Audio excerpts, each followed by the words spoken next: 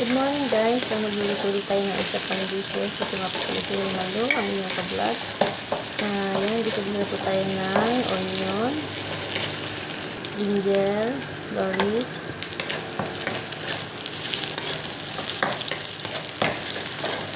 yan, isa-isa lang natin hanggang gambot ng karami. Add tayo ng tomato, so yan, isa lang din. Add tayo ng chicken. Ang tawag dito ay kinamatisan mga itong labo na po. Yan. Ayan natin yung chicken hanggang sa magkarami ito. Lagi tayo ng paminta, tapos seasoning.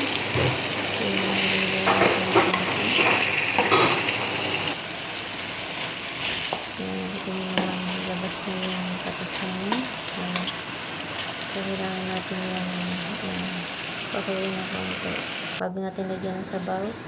Yan, tapos add tayo ng sinigang mix kapag malambot na yung manok. Yan, pakuloyin lang natin siya hanggang sa tuluyan siyang maluto, malambot yung chicken. So syempre yan, ito yung kulay niya, lumabas na yung patas ng manok at saka ng sinigang mix. So yan, kulo-kulo lang tayo. Tapos pagkat tayo ng kangkong. So, pag naluto na yan, kumulo na yung kangkong, ready to eat na siya. Tayo natin siyang lumambot-lambot.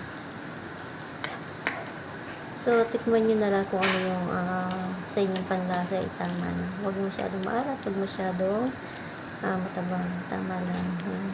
Sarap na yan, boss. Yan. Thank you for watching. Bye-bye.